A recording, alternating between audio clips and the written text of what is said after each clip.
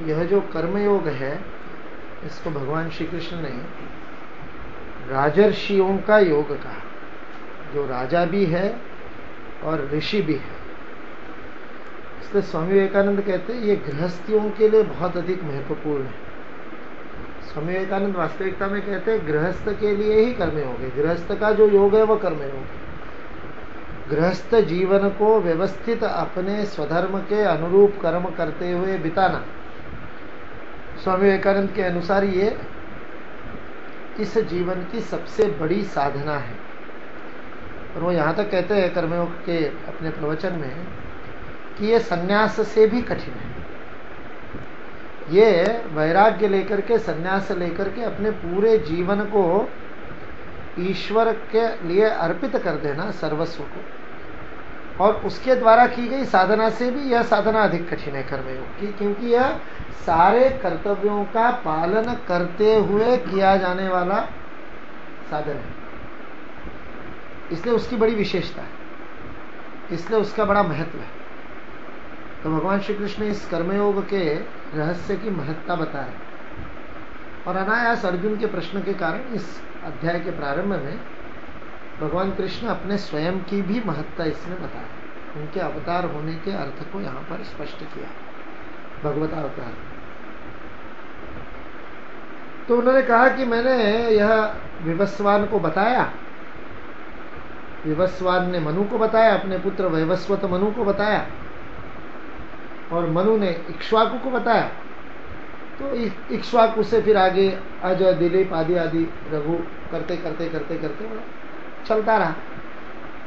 और राजर्षियों ने इसको विदु अच्छे से जाना, जीवन में उतारा, और इसके द्वारा अपने जीवन का यापन किया, यश कीर्ति और धर्म की संस्थापना की। सकाले नेह महता, ऐसा ये परंपरा से प्राप्त हुआ। परंपरा, हमारे यहाँ पर दो प्रकार की परंपरा है। परंपरा से संस्कार प्राप्त होते हैं, इसके दो अर्थ हैं।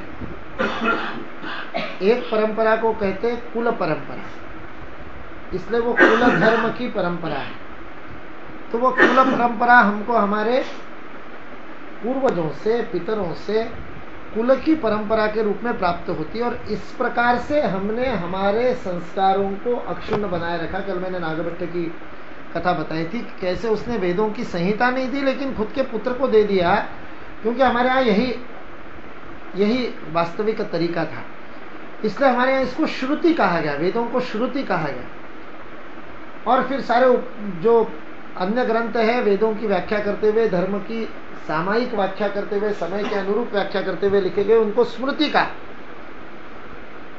तो इसलिए इस बात पर इतिहासविदों में चर्चा चलती है कि जो मुद्रण की तकनीक है, प्रौद्योगिकी है, वो चाइना में पहली बार हुई या भारत में पहली बार हुई। ये पाश्चात्य इतिहासकारों का मानना है कि चीन में पहली बार स्याही को खोजा गया, और उसके कारण ये जो मुद्रण है, छापे बना करके मुद्रण करना, यह प्रक्रिया चीन में पहली बार प्रारंभ हुई, ऐसा कुछ इतिहासकार कहते हैं। और कुछ ऐसे लोग हैं और बड़े मूर्धन्य लोग हैं, जैसे राहुल सांकृत्यायन थे। राहुल सांकृत्यायन बड़े अच्छे हिंदी के लेखक हैं, और ऐसे लेखक है यायावरी की, उन्होंने सारी जिंदगी भर भटकते रहे, घूमते रहे, बहुत जबरदस्त, पूरे भारत का ही नहीं, उन्होंने नेपाल में बहुत भ्रमण किया, हीनयान बौद्ध का बड़े करीब से अध्ययन किया, तंत्र विद्या का अध्ययन किया, और बड़ा अद्भुत लेखन किया है। बौद्ध साधु बन गए थे और कम्युनिस्ट विचारधारा के थे। मतलब आप कल्पना कीजिए कि क्या मजेदार सारा रसायन होगा वो उस व्यक्तित्व का। लेकिन बड़ा अद्भुत, ऐसा विद्वान व्यक्ति बहुत कम देखने को मिलता है। दो चार जो हिंदी के लेखकों में बहुत गंभीर, अंदर तक उतरने वाला, ऐसा जिनकी लेखनी में दम था, उनमें से राहुल सांकृत्यायन थे। तिब्बत में बहुत प्रवास किया उन्होंने, बहुत जबरदस्त प्रवास किया तिब्बत में। और तिब्बत में वो ल्हासा से ऊपर में उन स्थानों पर गए जहां पर चीन जाने नहीं देता था, ऐसी जगहों पर भी गए, और अनेक ऐसे मोनास्ट्रीज में, ऐसी बौद्ध जहां पर दीक्षा दी जाती है, ऐसे बड़े बड़े जो उनके विद्यालय हैं जहां पर बौद्ध भिक्षुओं को प्रशिक्षण दिया जाता है, वहां पर गए। और ल्हासा से परे वो एक जगह पर गए, उन्होंने स्थान का नाम लिखा है, मैं भी भूल गया। तिब्बत में ल्हासा से बहुत परे, बिल्कुल ठेठ तिब्बत के ऊपरी पठार के अंदर, और वहां पर बहुत बड़ा एक बौद्ध मठ है। और उस बौद्ध मठ में राहुल सांकृत्यायन जी गए, और जब जाकर के उन्होंने वहां पर बात की तो पता चला कि यहाँ पर बहुत सारे पुराने ग्रंथ हैं, अपने शास्त्रों के ग्रंथ है, उस पर टीका, कारिकाएं, ऐसी बहुत सारी व्याख्याएं, टिप्पणियां, ऐसे अनेक ग्रंथ जिनका केवल संदर्भ मिलता है लेकिन ग्रंथ नहीं मिलते, वो ग्रंथ वहां पर है, ऐसा उनको पता चला। तो वो गुफाओं के अंदर वो पुस्तकालय था, ग्रंथालय था।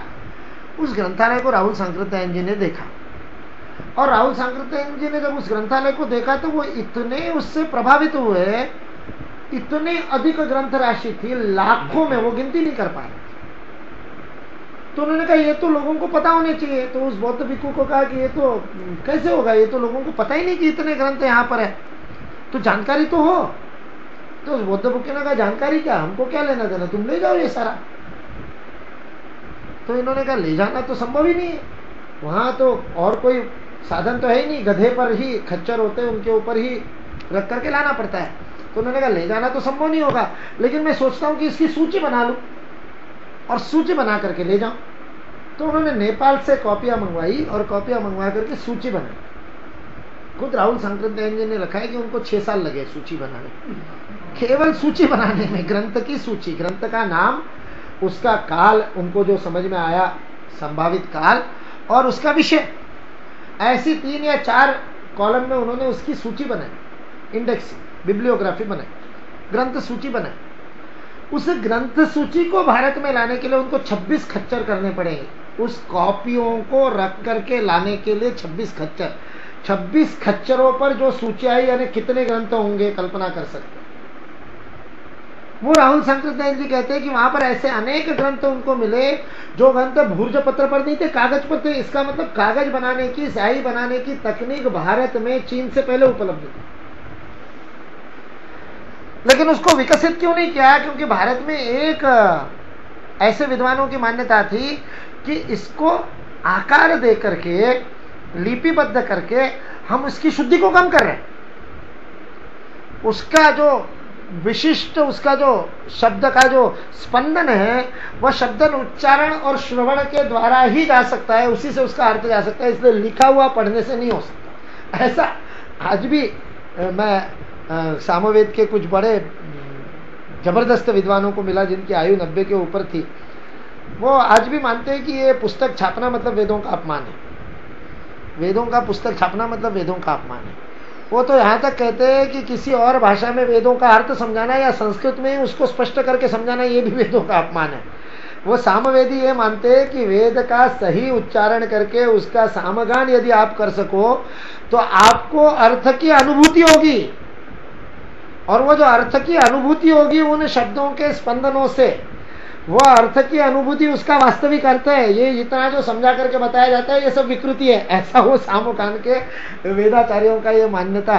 कर्नाटक में के वेदाचार्य थे, उनसे मैं मिला था तो उन्होंने बताया। और इस मान्यता को होने के कारण हमने श्रुति के द्वारा इस परंपरा को जीवित रखा 2 रूपों में। एक तो कुल परंपरा थी और दूसरी गुरु परंपरा थी, गुरु शिष्य परंपरा थी, जिसको यहाँ पर संप्रदाय कहा गया है। संप्रदाय ये जो शब्द है, सम्यक प्रदायति इति संप्रदाय, जितना मुझे ज्ञान है उससे अधिक आगे वाले को मैं जब दे सके तब उसको संप्रदाय कहते हैं। सम्यक प्रदायति, सही ढंग से दिया जाए और सर्वाधिक रूप से दिया जाए, इसलिए शिष्यादिच्छेद पराजय, शिष्य मुझसे आगे बढ़ना चाहिए, मुझसे अधिक उसको ज्ञान होना चाहिए, ये उसकी परंपरा है। वह परंपरा जो है वह परंपरा तो इमम परंपरा प्राप्त। और कई कई ऐसे प्रसंग है जहां पर ये दोनों परंपराएं एक साथ, जैसे मैंने श्वेत केतु की कथा बताई थी, तो श्वेत केतु के पिता ही उसके गुरु है।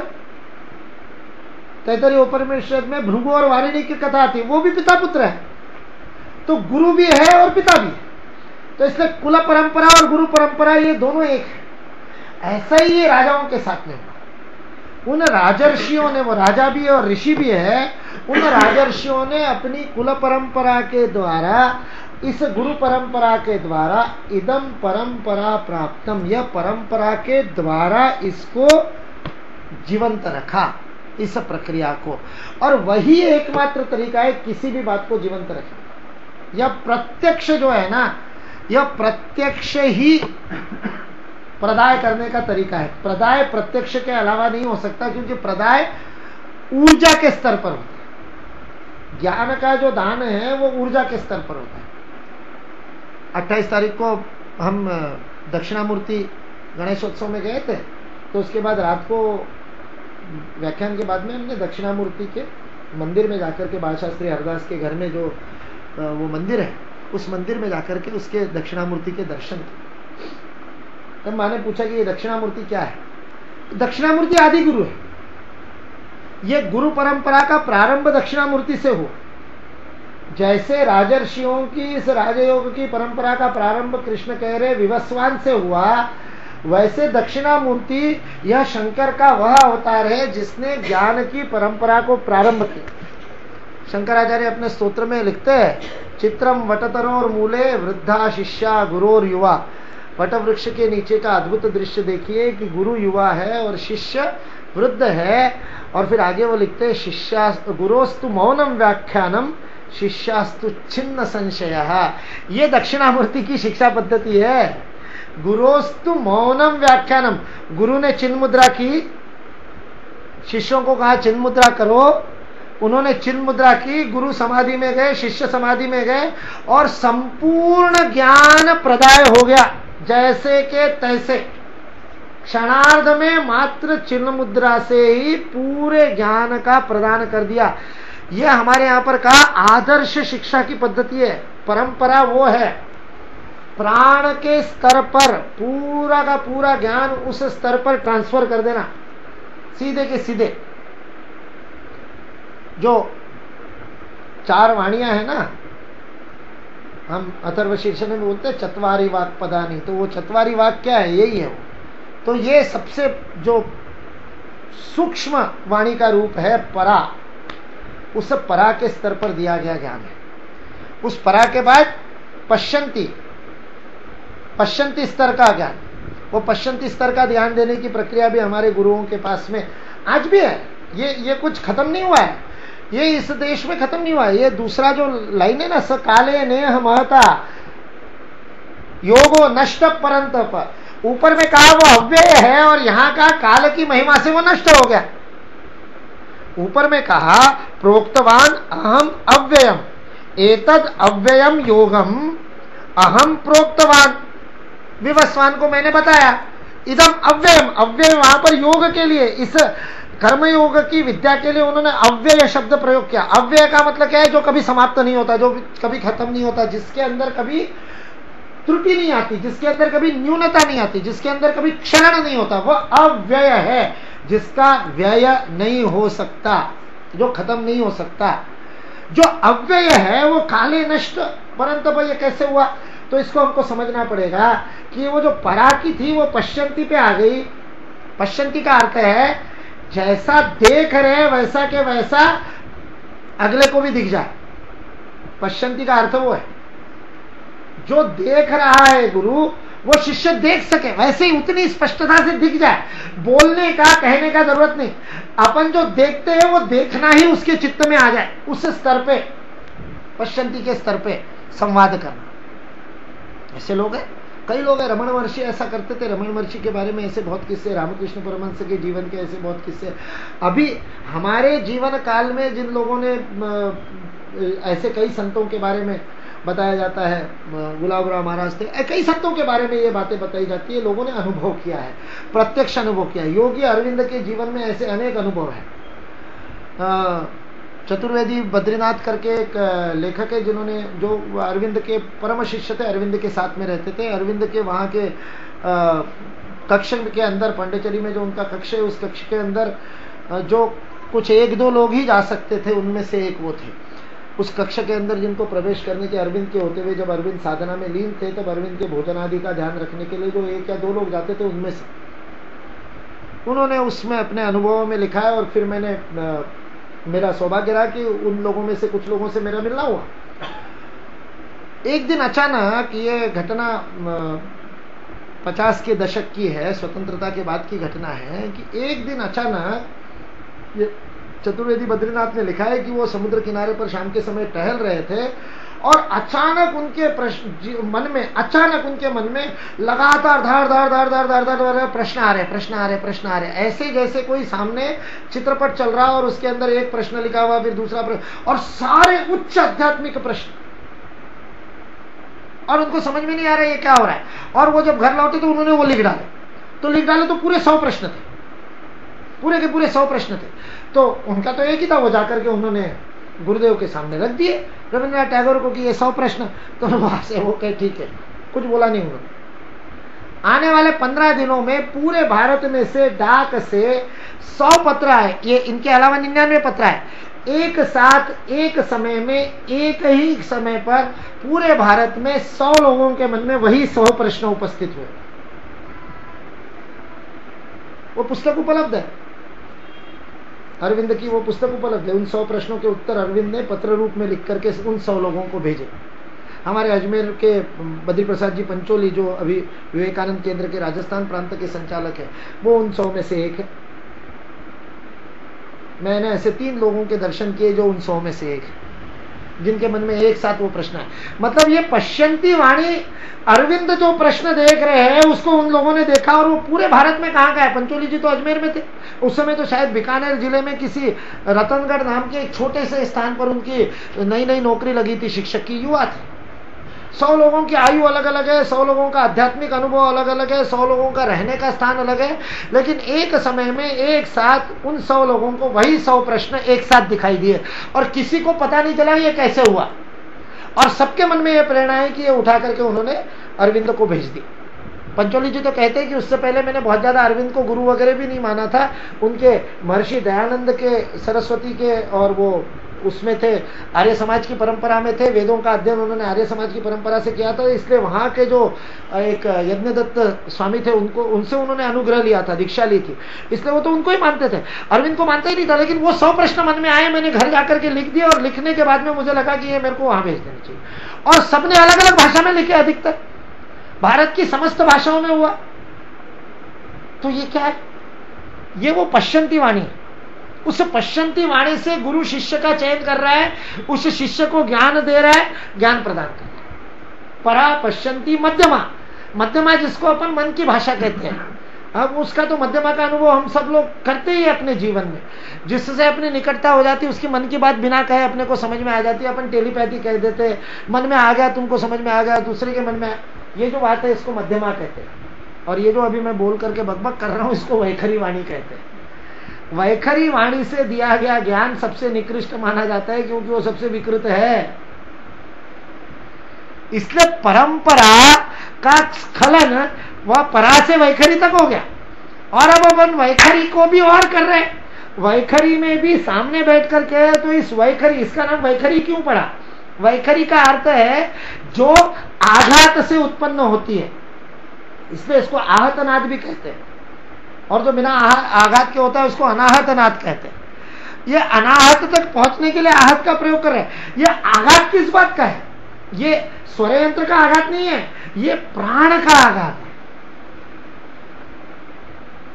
ये प्राण जो है, वो प्राण आपस में आगे आएगा, वो अपानो जुह्वते प्राणा, भगवद गीता में आएगा किस प्रकार प्राण प्राण के साथ आघात करता है।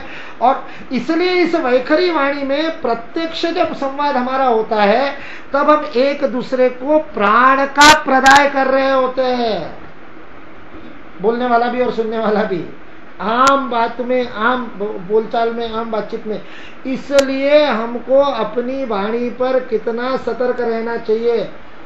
हम अपने बच्चों से बात करते हैं, अपने पड़ोसियों से बात करते हैं, अपने मित्रों से बात करते हैं, अपनी वाणी से प्राण प्रवाहित हो रहा है।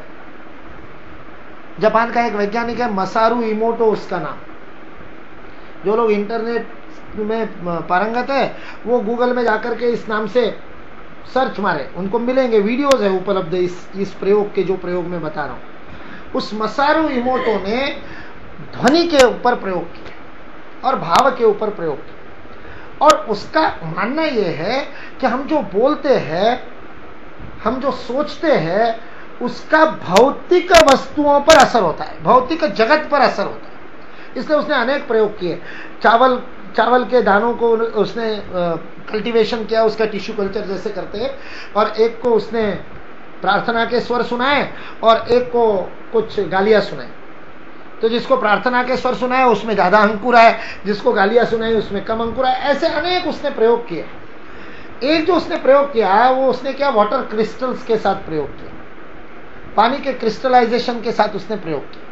क्या किया उसने कांच की बोतल में पानी रखा और उस पानी को कुछ आवाज सुनाई, कहीं पर प्रार्थना सुनाई, मंत्र सुनाए, अन्य भाषाओं में उसने प्रयोग किए, कहीं पर गाना सुनाए, क्लासिकल म्यूजिक सुनाया, इंडियन क्लासिकल सुनाया, वेस्टर्न क्लासिकल सुनाया। उसने तो बहुत तोड़ तोड़ करके भी प्रयोग किए, कर्नाटकी का अलग किया, हिंदुस्तानी का अलग किया, ऐसे सारे भी किए उसने।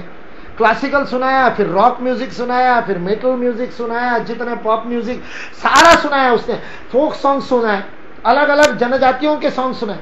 और फिर वो क्या करता था कि उस एक बोतल को एक कोई चीज सुनाई, म्यूजिक सुनाया, क्लासिकल म्यूजिक, उसके बाद में उस पानी को वो फ्रिज में रख करके उसको बर्फ बना देता था। और फिर उस क्रिस्टल्स का उसके नीचे, अपने माइक्रोस्कोप के नीचे उसने उस क्रिस्टल के चित्र बनाए। मेरे पास में है लैपटॉप में, मैं कल आप लोगों को दिखाऊंगा। और चित्र देखते आपको पता चलेगा कि किस संगीत को सुनने से, कल अपन बात कर रहे थे ना, इंद्रियाणी आदौ इंद्रियाणी नियम्य, तो फिल्मी गाने सुनने से क्यों सत्यानाश होता है, तो वो उसमें पता चलता है सीधे के सीधे पानी के क्रिस्टल पर क्या असर होता है।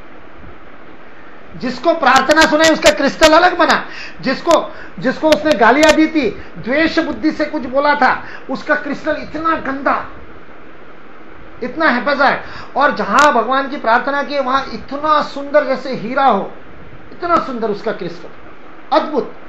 रॉक म्यूजिक का अलग और उसका अलग, कैसे सत्यानाश करता है, कैसे मन के ऊपर असर करता है। और हमारा शरीर 70% पानी का बना हुआ है, पानी पे ये असर होता है, तो हम किसी और को कुछ कहते हैं उसका क्या असर होता होगा, हम जो सुनते हैं उसका क्या असर होता होगा। तो वैखरी वाणी मूलतः वह प्राण देने वाली वाणी। लेकिन अब हम उससे आगे स्टेप जाना चाहते हैं, मतलब नीचे उतरना चाहते हैं वैखरी से भी, इसलिए अपन लोग रिकॉर्डेड सुनते हैं। अब रिकॉर्डेड जो सुनते हैं उसके अंदर तो शब्द ही शब्द है, प्राण है का, प्राण तो रहे नहीं। राजू दीक्षित की इतनी सारी कैसेट बना करके 20-20, 25-25 कैसेट के उसके सेट बना। मेरे बहुत परम मित्र थे, हमारी बहुत अच्छी मित्रता थी, हमने खूब साथ में खूब कार्यक्रम साथ में किए, बहुत निकट दोस्ती थी, बहुत ही अच्छी दोस्ती, बहुत हृदय से जुड़ी हुई मित्रता थी। उसको मैं कहता था मत कर, ये कैसेट्स मत बेच, इतने ज्यादा कैसेट बेचेगा ये तुम्हारे लिए अच्छा नहीं है, तुम्हारे खुद के लिए अच्छा नहीं। अब उसके शिष्यों में से बहुत सारे, चूंकि हम दोनों कॉमन फ्रेंड थे तो कुछ कॉमन हमारे साथी थे, तो वो हमारे पीछे पड़ते थे, मेरे पीछे पड़ते थे, आपके भी हम कैसेट बना देते हैं। मैंने कहा भगवान के लिए माफ करो, ये मत करो। तो बोले क्यों? क्योंकि वो प्राण जाते ही नहीं उसमें, रिकॉर्डिंग में प्राण थोड़ी जाएगा। हमको लगता है सुविधा हो गई, रिकॉर्डिंग है, मिल गया, रिकॉर्डिंग सुनेंगे तो सुनाई तो देगा, लेकिन शब्दों में थोड़ी ज्ञान है, आवाज में थोड़ी ज्ञान है। वो प्राण जो है वो प्राण संक्रमित करना है, उसको, उसका संप्रेषण है, वो संप्रदाय है, वो परंपरा, इमं परंपरा प्राप्तम, उसकी परंपरा हमने जीवित रखी थी, श्रुति की परंपरा इस देश ने। और अपन लोग तो स्वतंत्र भारत में जी रहे हैं और फिर भी उसको हम नष्ट कर रहे हैं। स काले ने महता नष्ट, ये नष्ट करने का अर्थ समझिए, अव्यय है तो खत्म तो हो नहीं सकता, फिर होगा क्या नष्ट करने का मतलब, उसका महत्व खत्म हो जाए, वो नीचे चला जाए। आज परावाणी में संप्रेषण कर सकने वाले विद्वान लोग हैं, लेकिन उनको हम जानते नहीं है। बोलबाला वैखरी वालों का है, रामदेव जी को सब जानते हैं, वैखरी से भी एक स्टेप नीचे, आस्था चैनल पे आ गए ना, इसलिए प्रसार उसका है, वैखरी का नहीं। अब इसको क्या नाम लिया जाए, निम्न वैखरी कहो, कुछ कहो, उस निम्न वैखरी का आज प्रभाव है, उसकी प्रतिष्ठा है, उसका यश है, इसलिए उसको महत्व समाज में है। इसलिए काल में, इस युग में, इस काल में उसका महत्व समाप्त हो गया। काले नेह महता नष्टों का अर्थ यह है कि वह राजर्षियों का जो योग था, उसकी महता, उसका प्रतिष्ठा, उसको समाज में अधिक सम्मान मिलना और उसके कारण प्रत्येक का उसको प्राप्त करने के लिए प्रयत्न करना, ये समाप्त हो। ये जो युग का ये जो अधिष्ठान होता है, जिस पर वो युग के अंदर वह सबसे बड़ा महत्वपूर्ण कारक होता है, उसके लिए लोग काम करते हैं। उस दिन जहां शिवाजी नगर के गणेशोत्सव में गए थे, तो वहां युवाओं के साथ में चर्चा चल रही थी, बातचीत हुई, गप्पे हुए। तो उसमें जब बातचीत हुई तो अंत में आकर के एक बहना सीए कर रही है, चार्टर्ड अकाउंटेंट कर रही है, वो आकर के बहना युवती वो आकर के बहना मेरे को पूछती है, पर आज के युग में तो पैसे का बोलबाला है, पैसे के बिना तो कुछ होता नहीं, जो मैं जीवन में करना चाहता हूं उसके लिए पैसा चाहिए। मैंने कहा नहीं, बिल्कुल उल्टी बात है, ये समझने की गलती है। आज के युग में पैसे को प्रतिष्ठा है, इसमें कोई गलती नहीं, कोई गलत बात उसने नहीं की, लेकिन एक बात में उसने गलत कहा, इसलिए कुछ भी मुझे करना है तो उसके लिए पहले पैसा चाहिए। बिल्कुल नहीं, पैसे को प्रतिष्ठा है, इसका अर्थ है जो भी तुम करोगे उसका मूल्यांकन पैसे के रूप में किया जाएगा, इसलिए तुमको प्रतिफल पैसे के रूप में लिया जाएगा। आज का युग पैसे का है, मतलब आज के युग में तुम्हारे कर्मों का फल तुमको पैसे के रूप में मिलेगा। पैसा उसका परिणाम है, साधन नहीं। साधन तो आज भी ज्ञान है, साधन तो आज भी कर्म है। पहले परिणाम के रूप में मिलने वाला फल भी ज्ञान था, इसलिए ज्ञान की प्रतिष्ठा थी, इसलिए ज्ञानवान सर्वाधिक प्रतिष्ठा था। फिर ज्ञानवान की प्रतिष्ठा के बाद में सत्ता की प्रतिष्ठा हुई, इसलिए जिस ज्ञानी को सत्ता के द्वारा आश्रय मिलेगा उसी को प्रतिष्ठा। इसलिए अकबर के नवरत्न, वो तानसेन के गुरु गए नहीं ना अकबर के पास में, वो कथा हमको पता है। जब तानसेन ने बताया मैं तो कुछ भी नहीं हूं, मेरे गुरु का आप सुनोगे तब आपको पता चलेगा संगीत क्या होता है, तो अकबर ने कहा उनको बुलाओ। उन्होंने कहा मैं किसी अकबर के लिए नहीं गाता, अकबर को सुनना है तो आए यहाँ पे। और अकबर गया तो वो गाए नहीं, वो कहे मैं नहीं गाता, किसी सम्राट के लिए मैं नहीं गाता, होगा जगदीश्वर, होगा दिल्लीश्वर, मैं नहीं गाता उसके लिए, मैं तो केवल अपने हरि के लिए गाता। शांत सुखाय, तुलसीदास जी ने रामचरितमानस में शुरू में ही लिखा, ये मैंने सबके लिए नहीं लिखी, अपने सुख के लिए लिखी। स्वांत सुखा, ये मेरे अपने लिए कर रहा हूं, मैं मेरे अंतर्यामी को संतुष्ट करने के लिए कर रहा हूं। अकबर के सामने नहीं गाएगा वो, क्योंकि उसकी प्रतिष्ठा उसके भक्ति में है, राजाश्रय की प्रतिष्ठा नहीं। राजाश्रय की प्रतिष्ठा बढ़ गई, इसलिए राजा के पीछे लोग भागने लगे। और फिर अब वैश्य का आया। स्वामी विवेकानंद कहते हैं ये जो चारों वर्ण है उसका युग होता है, और प्रत्येक युग के अंदर काले नेह महता, उसकी महता होती है। जब ज्ञान की महता थी ब्रह्मयुग, जब सत्ता की महता थी क्षत्रियों का युग, इसलिए पराक्रमी वीर ऐसे लोग, इसलिए फिर उस समय ब्राह्मणों ने भी तलवारें भांजी। बाजीराव पेशवा का नाम उसकी विद्वत्ता के लिए नहीं जाना जाता, उसका नाम जाना जाता है तलवार भांजने के लिए, क्योंकि प्रतिष्ठा पराक्रम की थी। इसलिए ब्राह्मण को भी अपनी प्रतिष्ठा स्थापित करने के लिए, इसलिए नाना साहेब फडणवीस को तलवार सीखनी पड़ी, वो सीखना ही नहीं चाहते थे। उनका चरित्र जब पढ़ते तो पता चलता है, पर बोले तुम इस युग में रह रहे हो, तलवार नहीं सीखोगे तो कोई तुम्हारी विद्वत्ता को भी नहीं मानेगा। अपनी विद्वत्ता का लोहा मनवाने के लिए तलवार चलानी पड़ेगी, क्योंकि सत्ता की प्रतिष्ठा है, क्योंकि पराक्रम की प्रतिष्ठा। अब युग आ गया पैसे की प्रतिष्ठा, चल रहा है वो समाप्ति की ओर है। स्वामी विवेकानंद ने भविष्यवाणी की थी, आने वाला युग शूद्र राज होगा। लोगों को लगा मायावती का राज होगा, ऐसा कह रहे। स्वामी विवेकानंद ने ये नहीं कहा था। स्वामी विवेकानंद का कहने का अर्थ था शूद्र का जो स्थायी भाव है, सेवा का महत्व होगा आने वाले समय में, वो परिवर्तन शुरू हो गया। जो वैश्यवृत्ति प्रधान, जिसके जीवन ध्येय ही प्राण स्वर ही वैश्यवृत्ति है, ऐसा जो अमेरिका है, उस अमेरिका के अंदर भी ये परिवर्तन शुरू हो गया। आप किसी भी बड़े कंपनी की वेबसाइट खोलिए, माइक्रोसॉफ्ट की खोलिए, एप्पल की खोलिए, स्टीव जॉब्स ने बनाई हुई उसकी वेबसाइट खोलिए, उस वेबसाइट के ऊपर प्रमुखता के साथ उसकी जो सामाजिक दायित्व वो निभाते हैं उसकी फोटो होगी।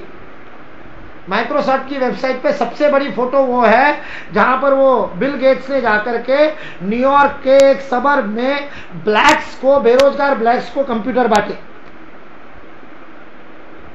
संधि काल है ना, तो वैश्य से शूद्र की ओर जा रहे हैं। अभी तक फॉर्च्यून 500 सर्वाधिक किसकी मालमत्ता है, उसकी प्रतिष्ठा, वैश्यवृत्ति। अब जो जितना देता है, इसलिए अजीम प्रेम जी ने अपना सब कुछ दान कर दिया। तो बड़ी खबर बनी थी वो, सब अखबारों में आया, सब हेडलाइन पढ़ करके रह जाते हैं। हम में से किसी ने ही शायद उसको ध्यान से पढ़ा होगा और वो चालूगिरी समझी होगी जो विप्रो के मालिक ने की। करते क्या है ये लोग CSR के नाम पर company social corporate social responsibility कानून में डाल दिया। अगर आपने कंपनी रजिस्टर की है तो आपके नेट प्रॉफिट का 1% आपको सामाजिक दायित्वों के लिए अलग निकालना पड़ेगा और उसके लिए समाज सेवा करनी पड़ेगी। वैश्य वृत्ति में सेवा की प्रतिष्ठा, युग बदल रहा है, वैश्य से शूद्र की ओर जा रहा है, लेकिन अभी वो वैश्य की चालूगिरी चल रही है। तो ये क्या करते हैं, ये अपनी ही कंपनी का एक ट्रस्ट बनाते हैं। अजीम प्रेम जी फाउंडेशन नाम का एक ट्रस्ट बना रखा है। उस ट्रस्ट के यूनिवर्सिटी है, सब कुछ है। उन्होंने अपना जितना 6400 करोड़ या ऐसा कुछ उनकी संपत्ति थी, वो सारी की सारी संपत्ति फाउंडेशन को दान दे दी। अब फाउंडेशन के भी तो चेयरमैन यही है। वास्तविक भारतीय परंपरा के अनुसार तो ये दान नहीं हुआ, लेकिन फिर भी ठीक है, कमाओ कमाओ कमाओ, लालागिरी से तो ठीक है, वैश्यवृत्ति से सेवावृत्ति की ओर तो आए, कुछ अच्छा तो करे, बहुत कुछ अच्छा कर रहे हैं। शिक्षा के क्षेत्र में तो अजीम प्रेम जी फाउंडेशन बहुत अच्छा काम कर रहा है, बहुत सुंदर काम कर रहा है, अद्भुत काम कर रहा है। वो इसलिए क्योंकि उनको तथाकथित सेवा करने वाली संस्थाओं पर विश्वास नहीं है, इसलिए खुद ही करना चाहते हैं उस इफिशियंसी से। इस भाव से भी फाउंडेशन खोले। कुछ बहुत ही चालूगिरी करते हैं, अपने फाउंडेशन खोल करके उधर पैसा ट्रांसफर कर देते हैं और उसके साथ साथ अपने एम्प्लॉयज में से कुछ को फाउंडेशन के एम्प्लॉय बना देते हैं, उनकी सैलरी वहां से निकालते हैं। तो उस 1% में से भी कंपनी के काम कंपनी का ही कर रहे हैं, वो दिखाए फाउंडेशन के। ये भी धंधे चलते CSR के अंदर। लेकिन युग बदल रहा है, पैसे की प्रतिष्ठा की जगह अब सेवा की प्रतिष्ठा होगी। ये निश्चित रूप से 10, 12, 15 साल में हो जाएगा, हमारे देखते देखते हो जाएगा। क्योंकि ये युग परिवर्तन ये बहुत बड़ा युग नहीं होता, ये 10 आजकल तो गति इतनी बढ़ गई, 20-25 साल में बदलता जाएगा। आने वाले समय में फिर ज्ञान की प्रतिष्ठा हो जाएगी 25-50 साल के बाद। सकाले नेह महता का अर्थ यह है कि वो मर नहीं गए थे, वो खत्म नहीं हो गए थे। कर्मयोग का पालन करने वाले जीवित थे, लेकिन उनकी प्रतिष्ठा समाप्त हो गई थी। कृष्ण ने अवतार ग्रहण करके फिर से कर्मयोग को प्रतिष्ठा प्रदान की, फिर से उसको बाहर ला करके ऊपर प्रतिष्ठित किया। अवतार का ये कार्य होता है, वो धर्म की उस युगानुकूल आवश्यकता को पुनः प्रतिष्ठित करता है जो समाज में नीचे चला जाता है। अपमान होता है, धार्मिक व्यक्ति का अपमान होने लगता है, धर्म का पालन करने का अपमान होने लगता है। इसलिए वो स्थिति जब हो जाती है, ज्ञान का अपमान हो जाता है। ज्ञानी व्यक्ति को देख करके लोग कहते हैं, अरे क्या पागल है, कुछ कमाया नहीं, क्या क्या तुमने, उसके बच्चे उसको कहते तुमने अपनी सारी जिंदगी इस बात में लगा दी, सब देते ही देते रहे, हमारे लिए क्या बचा के रखा, समाज को देने से क्या होगा। इसलिए इस प्रकार की अप्रतिष्ठा समाज में होती, उसको फिर से प्रतिष्ठित करने का काम अवतार करता है। इसलिए धर्म संस्थापना ये है। काले नेह महता योगो नष्ट परंतप, इसका अर्थ वो अव्यय है तो नष्ट नहीं हो सकता है, तो ठीक है, लेकिन नष्ट हो गया इसका मतलब हुआ कि उसकी प्रतिष्ठा समाज में से समाप्त हुई। इसलिए तो महाभारत का युद्ध करना पड़ा। यदि दुर्योधन के अंदर कर्मयोग होता तो जानामि धर्मम नच में प्रवृत्ति कैसे कहता, और दुर्योधन को छोड़ दो, यदि धृतराष्ट्र के अंदर होता तो उसका क्षरण तो शांतनु से शुरू हुआ। महाभारत का प्रारंभ शांतनु से हुआ। जिस दिन शांतनु ने अपनी शादी के लिए, अपने विवाह के लिए, सत्यवती को प्राप्त करने के लिए अपने पुत्र से ब्रह्मचर्य की प्रतिज्ञा प्राप्त कर ली, भीष्म को प्रतिज्ञा क्यों करनी पड़ी? सत्यवती के पिता को यह आश्वस्ति देने के लिए कि तुम्हारे सत्यवती का बेटा ही बनेगा, राजगद्दी पर बैठेगा, यह बताने के लिए पितामह भीष्म को, यानी पितामह भीष्म इतना उज्जवल चरित्र होते हुए भी धर्म का ह्रास वहां से शुरू हुआ है। शंतनु का क्षरण, काम किस प्रकार से क्षरण करता है वहां से हम देख सकते हैं। शंतनु का पहला स्खलन हुआ जब उसका गंगा के ऊपर उसकी नजर पड़ी, और गंगा का सौंदर्य देख करके, मतलब जब माता का भी शरीर दिखने लग जाए तो इससे बड़ा पतन क्या होगा। उसमें भी देहबोध आ गया और देह के प्रति आकर्षित हुआ, इसलिए ये जो पतन प्रारंभ हुआ और उस पतन के कारण उसमें से भीष्म का जन्म हुआ, और भीष्म ने फिर व्यक्तिगत प्रतिज्ञा के लिए राष्ट्र के हित को ध्यान में न रखते हुए व्यक्तिगत प्रतिज्ञा को महत्व दिया, उस सबसे महाभारत हुआ। महाभारत और है क्या? कृष्ण और भीष्म को समझ लो, महाभारत समझ में आ जाता है। भीष्म ने मैंने प्रतिज्ञा ली है कि सिंहासन के साथ अड़ा रहूंगा, इसलिए सिंहासन पर जो बैठा है उसकी सेवा करो, फिर वो दुर्योधन हो चाहे धृतराष्ट्र हो। इसलिए भीष्म उस सिंहासन के प्रति निष्ठा के कारण अपने कर्तव्य का सही पालन नहीं, अपने कर्तव्य का सही भान ही नहीं था। जो व्यक्ति इतना विद्वान है, इतनी धर्म की सूक्ष्म व्याख्या शांति पर्व में उसने की है, लेकिन वो सूक्ष्म व्याख्या को अपने जीवन में नहीं उतार पाया, जीवन में उसको वो गलत कर गया। व्यक्तिगत प्रतिज्ञा के लिए राष्ट्र के, समाज के, बहुजन के हित को उसने ध्यान नहीं दिया, और कृष्ण उसके बिल्कुल विपरीत है। बहुजन हिताय उसने अपनी सारी व्यक्तिगत प्रतिज्ञाएं तोड़ी है। महाभारत युद्ध में कहा था ना, शस्त्र हाथ में नहीं धरूंगा, लेकिन जिस दिन भीष्म ने बहुत ज्यादा तमाशा कर दिया, उस दिन भीष्म के ऊपर रथ का पहिया लेकर के दौड़े, हाथ में शस्त्र ले लिया, अपनी प्रतिज्ञा तोड़ दी, क्योंकि वह व्यक्तिगत प्रतिज्ञा है। व्यक्तिगत प्रतिज्ञा टूट सकती है, लेकिन राष्ट्र का हित, समाज का हित, धर्म का हित, उसके लिए व्यक्ति महत्वपूर्ण है। अर्जुन से भी करवाया उन्होंने। अर्जुन वो बड़ा बड़ा बड़ा टेक्निकल, बड़ा मजेदार प्रसंग है, कैसी धर्म की सूक्ष्म व्याख्या है और कैसा उसमें आदमी फंसता है, और काले नेह महता कैसे नष्ट हो जाता है। वास्तविक कर्मयोग और वास्तविक धर्म का अर्थ नष्ट हो गया। कृष्ण ने केवल भगवत गीता से नहीं, अपने आचरण से उसको ये किया, प्रतिष्ठित किया। वो महाभारत के अंदर वो प्रसंग आता है कि शायद अभिमन्यु के वध के बाद में ये तो संशक्तकों के साथ लड़ने के लिए चले गए थे अर्जुन और कृष्ण, तो और इधर अभिमन्यु मारा गया। अभिमन्यु के मरने के खतरनाक उस शोक में एक तो जयद्रथ को मारने की प्रतिज्ञा कर दी, और बाद में शिविर में वापस आने के बाद में और धर्मराज युधिष्ठिर को लेकर के जबरदस्त तरीके से धर्मराज युधिष्ठिर के ऊपर शोकमग्न हो गया, अर्जुन भी शोकमग्न है। और उस समय धर्मराज युधिष्ठिर ने अर्जुन को कह दिया, क्या कहा कि तेरे गांडीव रखने का क्या अर्थ है, ये गांडीव को धिक्कार हो, तू अपने बेटे का जीवन नहीं बचा, ऐसा कुछ उसने। तो धर्मराज युधिष्ठिर ने जब ये कह दिया, तो अर्जुन ने प्रतिज्ञा कर रखी है। इस समय खांडव प्रस्थ के समय, जब खांडव प्रस्थ को जला करके इन्होंने वहां इंद्रप्रस्थ की स्थापना की, उस समय अग्नि ने इनको गांडव दिया था, अर्जुन को गांडीव अग्नि ने दिया था। उसे गांडीव प्राप्त होने के बाद उसको गांडीव इतना प्रिय था, उसने कहा इस गांडीव को जो गाली देगा उसको मैं जीवित नहीं छोड़ूंगा। अब गांडीव को धर्मराज युधिष्ठिर ने गाली दे दी। अर्जुन ने कहा अब तेरा खत्म हो गया खेल, अब मैं तेरे को मारूंगा उठा करके। देखिए समस्या है, व्यक्तिगत प्रतिज्ञा पूरे धर्म स्थापना के बीच में आ रही। अर्जुन, कृष्ण ने क्या किया? कृष्ण ने भीष्म वाला रास्ता नहीं अपनाया, कृष्ण ने रास्ता निकाला। कृष्ण ने कहा बहुत सही कहा तुमने, मारना ही चाहिए, लेकिन तुमको ये पता है जो बड़ा भाई होता है वो पिता के समान होता है, और पिता को अपशब्द कहना पिता की हत्या करने के समान है। शास्त्रों में लिखा है, कृष्ण ने उठा करके दिखा दिया, फलानी स्मृति में लिखा है, फलानी लिखा है, पिता को यदि तुम अपशब्द कहते हो तो पिता की हत्या करने के समान पातक लगता है। तो तुम्हारा बड़ा भाई है, पिता के समान है, तुम इसको गाली दे दो, इसको गाली दे दोगे तो इसकी हत्या, तुम्हारी प्रतिज्ञा बची रहेगी। देखो कितना बड़ा साइकोलॉजिस्ट है, उसको पता है ये युधिष्ठिर के चक्कर में ये सबके मन में कुंठा भरी हुई है कि इसने द्रौपदी को दाव में लगाया, इसी की धर्म विरुद्धता के चक्कर में हमको वनवास में जाना पड़ा, ये वहां चौसर नहीं खेलता और ये हर बार इतना अच्छा सज्जन बना नहीं रहता। तो भीम और अर्जुन तो सोच ही रहता हमने बचपन में ही निपटा दिया होता दुर्योधन दुशासन को, इतना नाटक ही नहीं होता, इसके चक्कर में यहाँ तक पहुंचे। ये जो सारी उनके अंदर कुंठा भरी हुई है, उस सारी कुंठा को वाचा दे दी और अर्जुन ने गालियां दे दी उसको जम के। अब देखिए धर्म की सूक्ष्मता देखिए महाभारत की।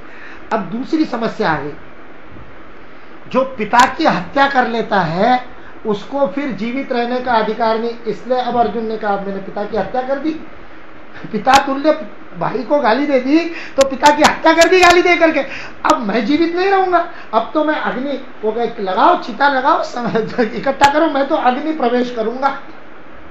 आप सोचिए क्या मजेदार, व्यक्तिगत धर्म के चक्कर में कितना खतरनाक हो सकता है। आदर्श कोई बुरी बात नहीं, पिता को गाली देना है तो आदर्श। फिर कृष्ण ने अपना दिमाग लगाया, उसने कहा शास्त्रों में ये लिखा है कि अपने मुंह से अपनी तारीफ करना, आत्मश्लाघा आत्महत्या के समान है। अब वो अपने बड़े भाई को गाली देकर के वो डिप्रेशन में चला गया, तो उसको उससे बाहर निकालना है, आत्मविश्वास जागृत कर रहे हैं। तो अर्जुन को कहा तुम अपनी सारा पराक्रम याद करो, तुमने कब कब कब कब क्या किया था, अपने मुंह से अपना बखान करो। तो ये आत्महत्या के समान है, तो तुम्हारी प्रतिज्ञा भी रह जाएगी और राष्ट्र की रक्षा भी होगी। राष्ट्रीय हित के लिए व्यक्तिगत हित का, यहां तक कि आध्यात्मिक हित का दान देने की तैयारी, ये धर्म की व्याख्या है कृष्ण की।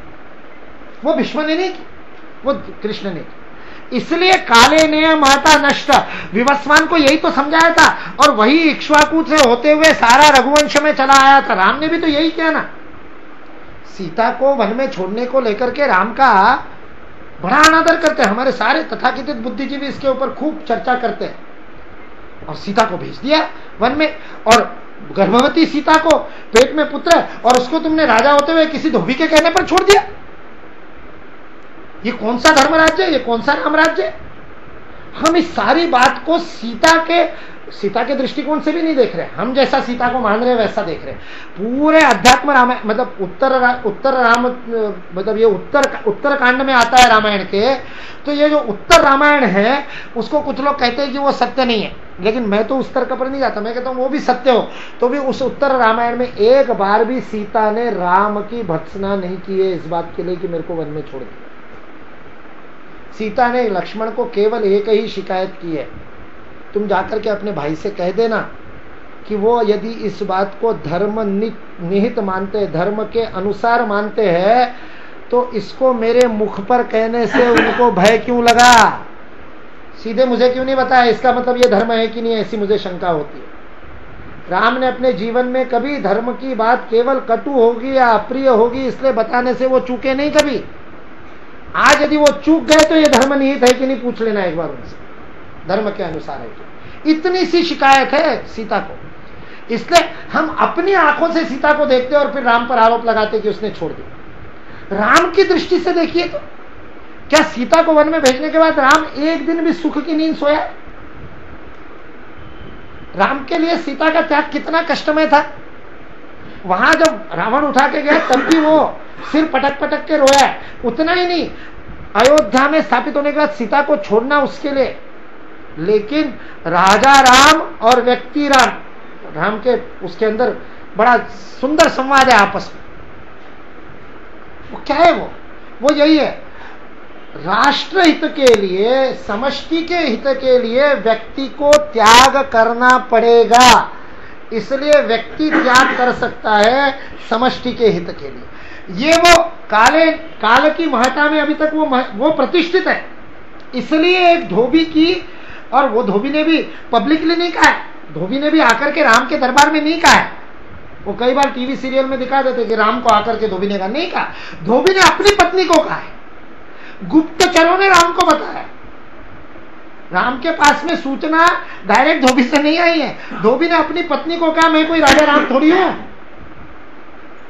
जो दूसरे के घर में रह करके आई, फिर भी उसने रख लिया अपनी पत्नी को, ये कहा है उसने। इस आक्षेप को सुनकर के राम ने निर्णय लिया।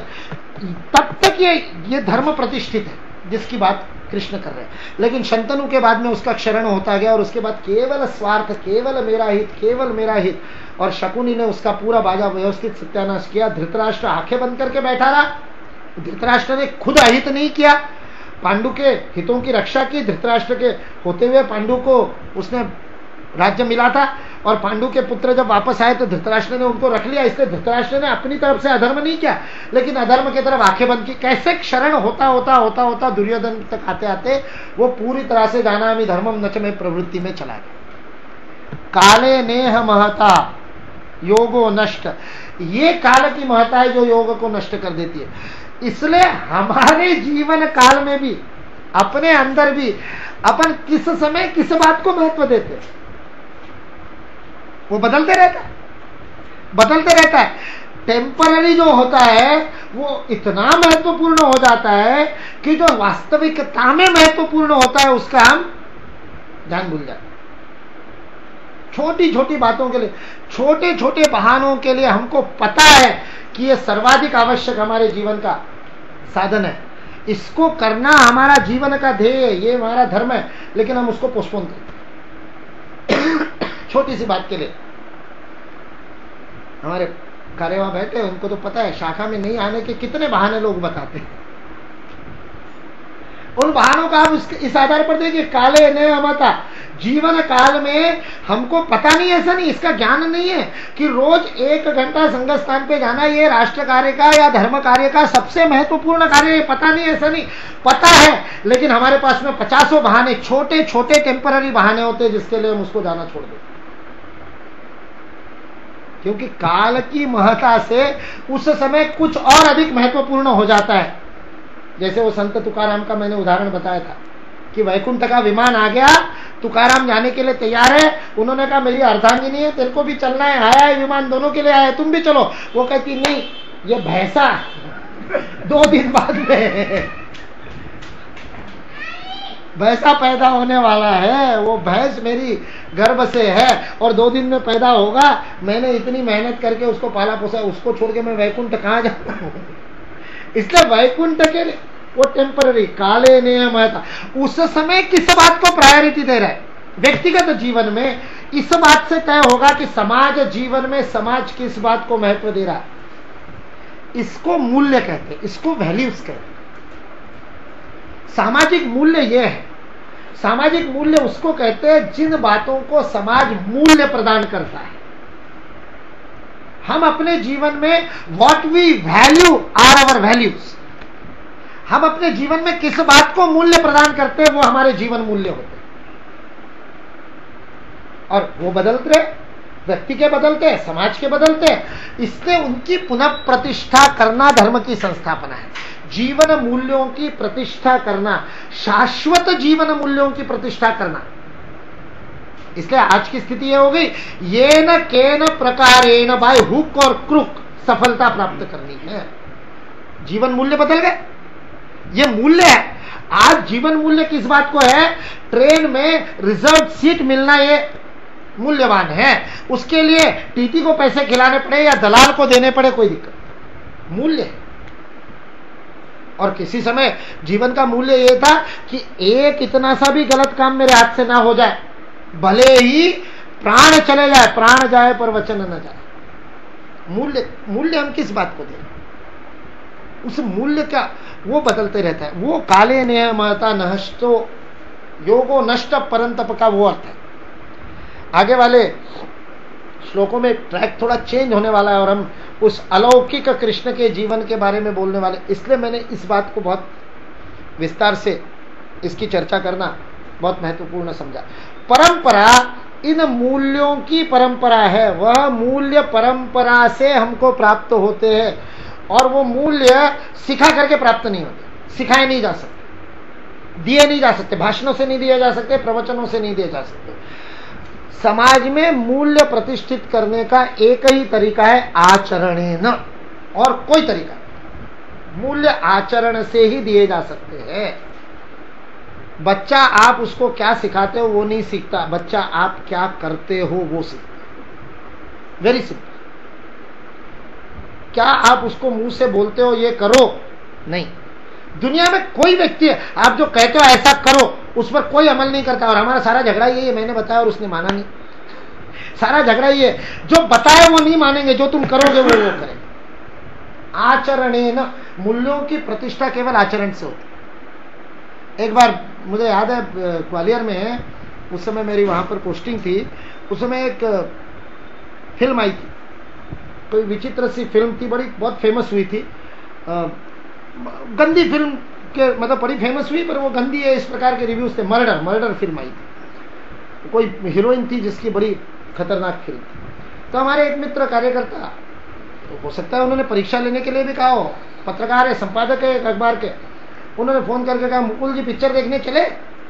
मैंने कहा पिक्चर में देखता नहीं, ऐसी बात नहीं, पिक्चर तो मैं देखता हूँ, कोई अच्छी फिल्म लगी हो, देखने लायक हो तो देखेंगे। तो उन्होंने कहा नहीं अभी तो चर्चा तो उसी का है, मेरे पास आए हुए पत्रकार होने के नाते अपन मर्डर देखने चलते। मैंने कहा नहीं यार वो वाली पिक्चर तो नहीं देखने जाएंगे। उन्होंने देखो कैसे बुद्धि पे, उन्होंने क्या कहा, मेरे को फोन पे ही बात हो रही, उन्होंने कहा अरे मैं आपको जानता हूं, आपको क्या फर्क पड़ने वाला है उस फिल्म को देख करके? आपको तो कोई फर्क पड़ना नहीं उसको देख करके। मैंने उनको उत्तर दिया, बाद में उन्होंने अपने एक लेख में उसको बिना नाम लिए उस उत्तर को लिखा था, और वो उत्तर मेरे अंदर से निकला था, और मैं इस बात को मानता हूं। मैंने उनको कहा देखो फर्क तो नहीं पड़ेगा, ये मुझे भी पता है, वो देख करके वगैरह फर्क पड़ने की स्थिति में अब है नहीं। मैंने कहा उसकी स्थिति नहीं है, उसकी डर भी नहीं है, लेकिन उस फिल्म को देखने जाकर के मुकुल और लोकेंद्र जी उसको देखने जाते हैं, हम उस फिल्म को प्रतिष्ठा प्रदान कर रहे हैं। मैं नहीं चाहता कि मैं उस फिल्म को देख करके उस फिल्म को प्रतिष्ठा प्रदान करूं। उनको वो बात इतनी जज गई, बोले हाँ ये बात तो ठीक है। हम किस बात को, हम आचरण से मूल्य प्रतिष्ठित करें। हम जो आचरण करेंगे उससे लोगों को लगेगा हाँ ये ठीक है, मुकुल भैया देखते तो हमको भी देखना चाहिए। यद्यदाते रहती श्रेष्ठ तत्तदेवेतरो जन। हाँ, इसलिए हमको हमारे आचरण के प्रति इसलिए सतर्क रहना आवश्यक है कि वो आचरण मूल्यों को प्रतिष्ठित करता है कि तुम किस बात को मूल्य प्रदान कर, किस बात को मूल्य देते। और मूल्य आज पैसे का मूल्य है, इसलिए आपको और सतर्कता से इसको प्रतिष्ठित करना पड़ता है इस बात को। इसलिए समाज में उस धर्म को प्रतिष्ठित करने का काम भगवान श्री कृष्ण ने किया है। अर्जुन के प्रश्न के द्वारा उन्होंने अपने उस अद्वितीय जीवन के बारे में बताया, और उसको अपन कल देखेंगे। सर्वे भवन्तु सुखिनः, सर्वे भवन्तु सुखिनः, सर्वे सन्तु निरामयाः, सर्वे भद्राणि पश्यन्तु, मा कश्चित् दुःखभाग् भवेत्। ॐ शान्ति शान्ति।